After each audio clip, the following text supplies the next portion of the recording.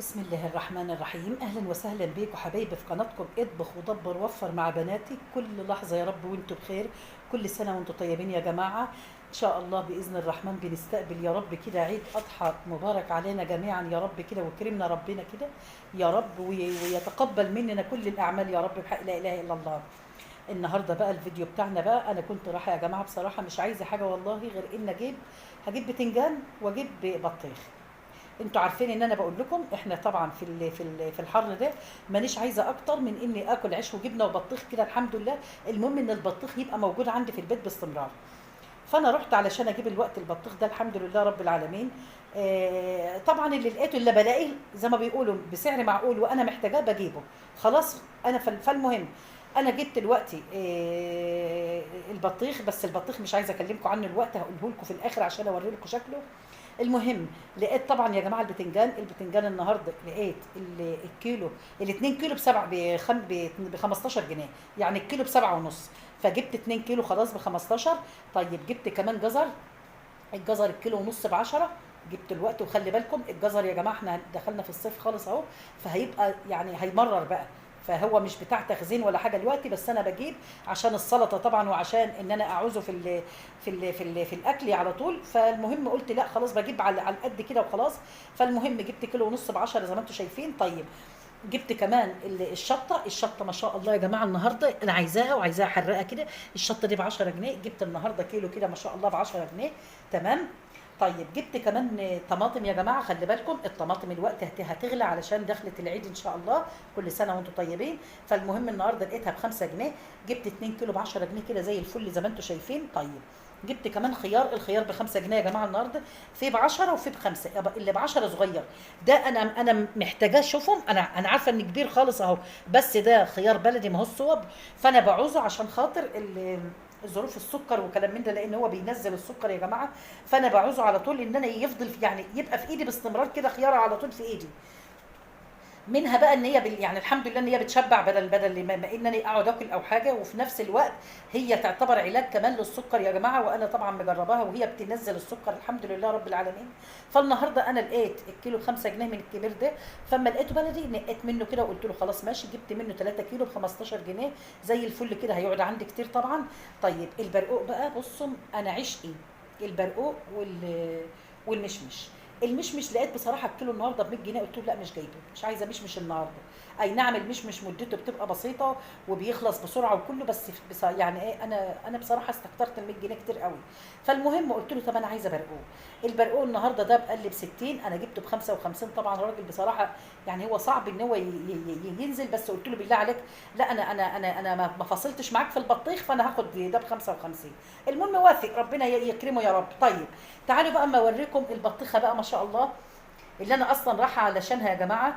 هو انا كنت جايبه منه بطيخ من حوالي اسبوع، فالمهم كانت بطيخه كبيره وكانت جميله ما شاء الله برده، بس بقول لكم قلت له انا عايزه اخزن.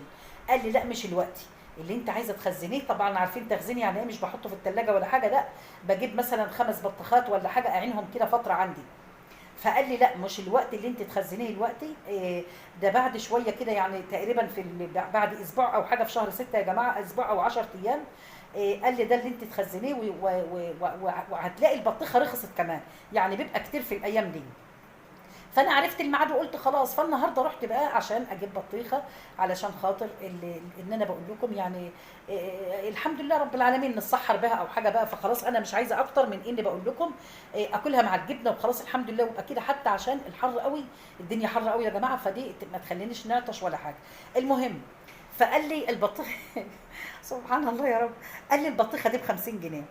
انا ما بعرفش يا جماعه والله ما اعرفش اجيب حاجه بصراحه، قال لي لازم افصل فيها. هتقولوا لا ما مش عارفه الفصال غلط، لا مش غلط، لان لو التاجر بيخسر مش هيديني ابدا ولا هيخليني فاصل معاه. فالمهم فانا فصلت. فالمهم قلت له المهم بصراحه يا جماعه مصمم ما قدرش ابدا، وقال لي لا. اداني كام واحده حتى اكبر من دي ويقول لي طب خدي دي ب50، خدي يعني الكبير، خدي الكبيره دي ب50 وسيبي دي.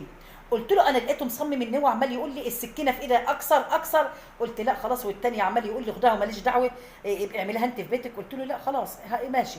فعشان كده بقول لكم انا اديته ال50 في ايدي، وعشان كده ما فصلتش معاه، فعشان كده فصلت في ايه في البرقوق. فانا بقول لكم جبت البطيخه دي وهو كسرها لي، فبسم الله ما شاء الله. يعني بيتهيألي لو هو كان كسرها الاول قبل ما يقول لي كان فاته قال لي ب 100 جنيه. فشوفوا انا والله حاطه السكينه فيها من ساعتها عشان اعرف اقلب اعملها لكم اهي. بسم الله الرحمن الرحيم.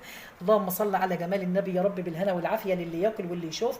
حمرا ما شاء الله مرمله خالص اهي. بسم الله ما شاء الله اهي اهي. ما شاء الله مش عارفه امسكها انا، سبحان الله يا رب ادي العيش لخبازينه بقى اهي. ادى البطيخه بقول لكم ما شاء الله يا رب بالهنا والعافيه، جميله جميله. فانا بقول لكم دي مشترياتي بقى النهارده الحمد لله رب العالمين. جيب كنت رايحه عشان اجيب البطيخ، جبت الحمد لله كمان الاناناس يا جماعه. الحمد لله انا بقول لكم مش عارفه انا قلت لكم عليه ولا لا. الاناناس اهوتي، الاناناس انا جايباه يا جماعه الكيلو التلاتة كيلو بكام؟ كان والله ما عارفه. لا ال3 كيلو ب 35 جنيه، ب 35 كان يعني والله ما عارفه يبقى الكيلو بكام، باين ب 12 ما اعرف. لان كان بيقول لي ب 12 ب 12. المهم ال3 كيلو يعني 36 اديته 35. تمام. انا 35 في الاناناس. بس الاناناس ده جميل جميل ما شاء الله، يعني ريحته كفايه، ريحته كفايه. هو بقى من جوه ما شاء الله مسكر وحلو خالص. فانا بقول لكم انا طبعا يعني بصراحه هو احنا في الصيف المفروض ما ناكلش غير الفاكهه بس يا ريت الفاكهه ترخص واحنا نجيبها على طول ومش عايزين ناكل حاجه تانية. بس اهو على قد ما نقدر يا جماعه احنا بنجيب علشان يبقى يعني مطلوبه في الحر اللي احنا فيه ده، والحمد لله رب العالمين. ادا بقى مشترياتي النهارده الحمد لله، اللهم لك الحمد والشكر يا رب. ادا مشترياتي اللي انا اشتريتها النهارده والحمد لله ربنا يكرمنا كده يا رب. وبقول لكم انا كنت اهم حاجه عندي برضو بصراحه لما شفت الطماطم قلت لا هجيبها النهارده قبل العيد، لانها هتزيد في الايام اللي جايه دي. فالحمد لله ربنا يكرمنا كده. وهذا مشتريات النهارده باذن الرحمن يا رب ديم علينا نعمه يا رب كده، وكرمنا بحق لا اله الا الله. ونشوفكم باذن الرحمن بكره او في فيديو جديد باذن الله على خير يا رب. دايما اشوفكم بخير. سلام عليكم.